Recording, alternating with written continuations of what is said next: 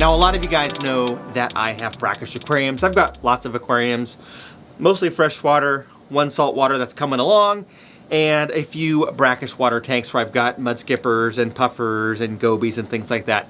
But anyway, for those of you that don't know, brackish water is a mixture of saltwater and freshwater, and it's very difficult to grow plants in that environment. Now, obviously there's plants in the wild that can, you know, deal with those conditions, but in the aquarium hobby, it's really hard to find plants that will thrive in those conditions. Now, there are plants that do okay and they won't like die, but they don't really do very well. And I know there's lots of people that will say, you know, Java fern and, you know, different kinds of things. And I've tried them all, and none have been very successful in my experience. And I've been playing with it for about 1.5 years now.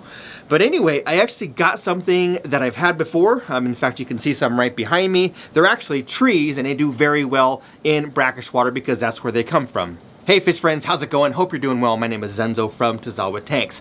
Now, before I get into the video, I do want to address something. I am wearing a baggier shirt today. Apparently a lot of you care what I look like and how I dress. So I will deal with this at the end of this video. So if you care to, you know, have an opinion about my looks or whatever, then you can stay till the end of the video and you can hear the story about everything. But anyway, so I got some mangrove plants. Now you can see our trees or plants, we'll call them plants, but you can see behind me there, and I'll put some B-roll up. I have had some mangroves in my Indian mud skipper tank for quite a while now. I think I got these last summer, right around there, last summer, and they've been doing great. As you can see, they are growing tall. In fact, pretty soon I'm gonna have to do a little bit of pruning to shorten them. And I also just recently got some red mangrove plants. So I had some fish that someone had reached out to me, one of you guys, actually a viewer that lives here in the San Francisco Bay Area, and sent me an email and asked me if I had a particular kind of fish because he wanted to buy some from me. I happen to have some. I caught a few and met him across the street at the park, and we did the whole distance thing, right? Because you gotta, you know, keep your distance from people. But I gave him the fish, and beforehand he had asked me, hey, do you want any plants? I've got some plants for your pond. And I said, sure, I'll throw them in the koi pond and the goldfish pond, and you know, they'll be fine out there. Well, he ended up bringing me some mangroves as well, and I was super excited because these things are really cool. They're a lot larger than the ones that I've had before. Obviously, they've been growing for a while, and they have some foliage already. They're pretty tall, so they were perfect for my 40-gallon breeder tank that is set up with my green spot puffer and my night gobies. Now, mangroves do well in different salinity levels, so they will be just fine in there as far as the salt is concerned. My only concern I have is lighting. I do have a Phoenix light in there that should provide enough light for them. Right now they're a little bit yellowed. I just got them yesterday. They're a little bit yellowed, so I think that might be a nutrient deficiency, and also maybe needing some more light, etc. So I will be dealing with that in the near future, but put them in there, and I think they look good. Now, a couple of things about mangroves. They need to be out of the water, so you can't fully submerge them. They have to be immersed, essentially, so their bottom part, their stalk, their rhizome area, the roots can be underwater, but the top of the plant has to be exposed to air and light, etc. So this is a perfect setup because this has lots of space above it, so they can grow out, and then I will have to do some pruning.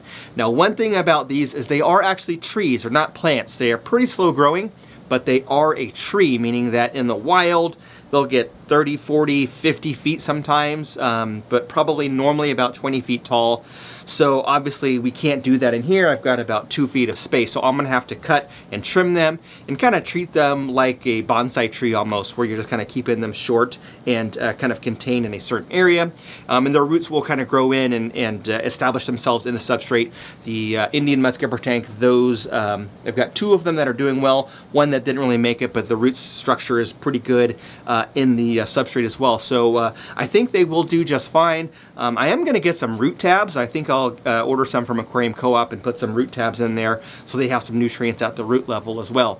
So anyway, they are common. People use them like in refugiums, so people with saltwater tanks, they might stick like a like a mangrove plant in the back of the saltwater tank, like in the filter area, or they'll put them like in a sump, as long as there's space up above, because they do help to remove the nitrates and phosphates, etc., to have better water quality. So I'm excited. I also played around with some of the plants. I do have some air plants in here, but I got some succulents for free. My wife brought them home from work.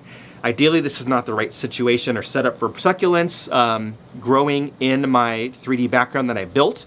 But what I did is I took has some hair algae essentially. I had like a big clump of hair algae from another tank and some java moss mixed in.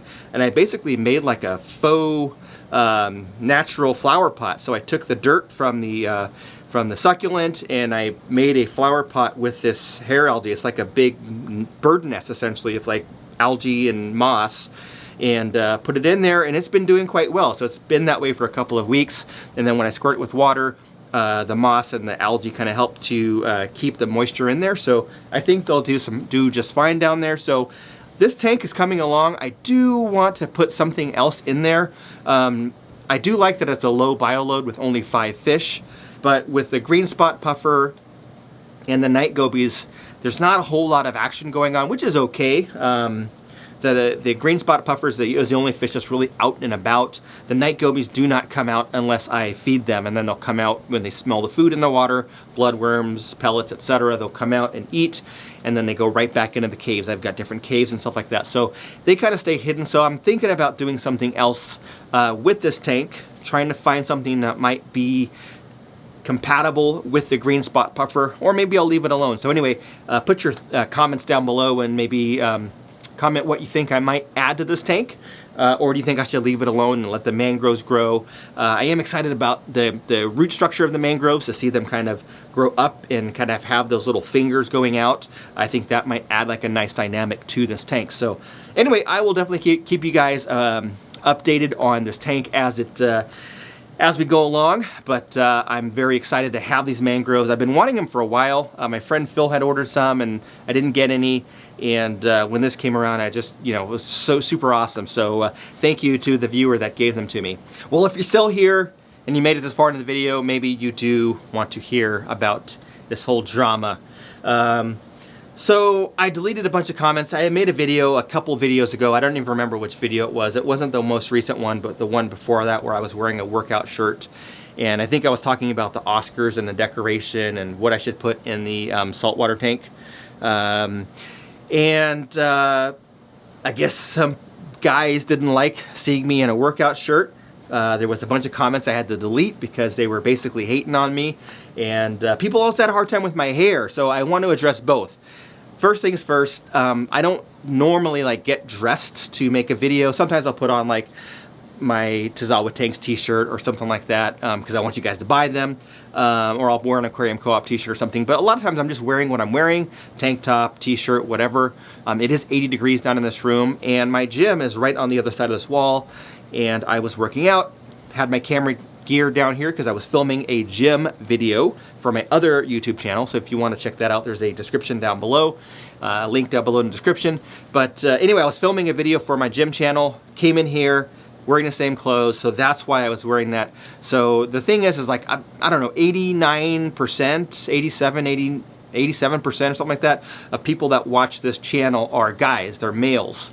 So only about 13% or so of the viewers are females. So I didn't have any females complain about what I was wearing, but a few guys did. So I don't know if it's just they thought it was not good to look at or gross or hating on my muscles or whatever. So anyway, that's the deal with that, and I'm just gonna keep wearing what I wear, and if you don't like it, I'm sorry. Now let's talk about the hair, because I've got a lot of comments on the hair, and people are commenting about the Corona beard. So this is something that is temporary. I'm not gonna keep this long term. A lot of you thought I should or think I should. My wife hates it, but basically it's just kind of like my little thing right now while I'm here at home, sheltering in place, not getting to go out very often. So eventually this will come off. When I have to go back and meet my customers, my clients, when I'm back in the corporate world and doing face-to-face meetings, then I will shave and look conservative again. But for now, I'm just having fun. I've got a mohawk kind of cut right now, and that's that. As far as the hair color, people have been asking me about this for a while, and I did mention several weeks ago that I had bleached my hair. here's the truth. I did bleach my hair and I did color my hair. I started going gray when I was in high school. I was, I think, 16 years old, 16 or 17 years old. I think 16 when I found my first gray hairs on my head. And there were only a few, and I just like, whatever, you know, I was a teenager, I didn't care. And as I got older, when I was in my 20s, I had more and more silver hair, white hair essentially. By the time I was in my mid-20s, you could see, you know, kind of silver hair in a few spots.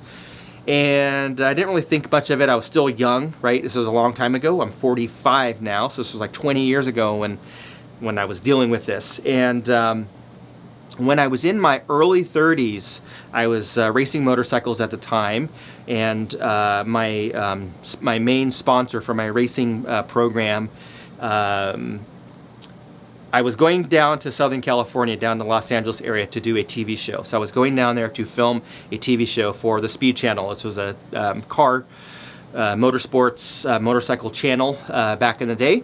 And I was going down to film that TV episode, which is still kind of floating around on YouTube. You can find it. It was, I'll try to find the link and put it down below. But anyway, I filmed this TV episode where I was going down there, and my sponsor, who was in the fashion industry and kind of like action sports and all about looks, she told me that my hair was terrible because I had all this gray hair and I should color my hair because I was going down to be on TV and I shouldn't have gray hair. So I colored my hair, and ever since then I've been super conscious and I don't know, just kind of, I guess, kept it up. I just kept up with coloring my hair. I was in my early 30s, through my mid 30s, etc. I was coloring my hair because I figured, hey, I'm 33, 34, 35 years old.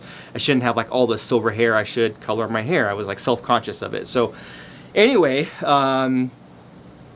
and I've been coloring my hair like every week by myself. I do it myself. I just get the Just for Men stuff and do it. It's super easy. You shampoo it in and wash it out and you're done. It takes like 5 minutes. But so I've been doing that for years and years and years. And since we were sheltering in place, I thought it would be a good time to kind of have some fun and just see what it would be like to be silver or gray. But I didn't want to like go through the process of growing it out and like having like half silver and half black, and that I just didn't. That doesn't look good in my opinion. So I bleached my entire head a couple times to get all the natural color out and all the hair color out and etc. And then I dyed it gray or silver to kind of match my natural hair color, I guess. And so that's what I've done. So I might just end up staying gray and silver forever and not go back to black. This is dye. This is like Just for Men stuff that, you know, for your beard or whatever. I put that in there because I didn't want a gray beard because then I would look like I was 60 years old or something. So anyway, that's what's going on. So those of you that are tripping out on my hair, that's a story. I actually am naturally silver, or quite a bit, probably 70% silver, 70-80%. So I'll probably just leave it and just keep it gray and silver and white or whatever and deal with that. The beard will go eventually, and as I said before, I am wearing kind of a baggy shirt today, baggy-ish, but again, I'm just gonna wear what I wear, and that's all I can say. So anyway, if you have an opinion about this, I'm sorry that I spent like, I don't know, 5 minutes talking about this. This is ridiculous, but anyway, if you're still here and you're watching, then I guess you do care, so you can comment down below what you think about how I look or whatever. Do you hate it? Are you one of the people that, you know, hate when, or, well, you probably don't, because if you write hateful comments, I ban you. So if you're watching this video and you're not able to comment down below, it's because you said something that was over the top and I blocked you from commenting on this video, on any of my videos anymore. But anyway, that's all I had for now. Hopefully you enjoyed that mangrove piece, and that is kind of the real story about why I look the way I look, and I don't know. Thanks for watching. We'll catch you on the next one.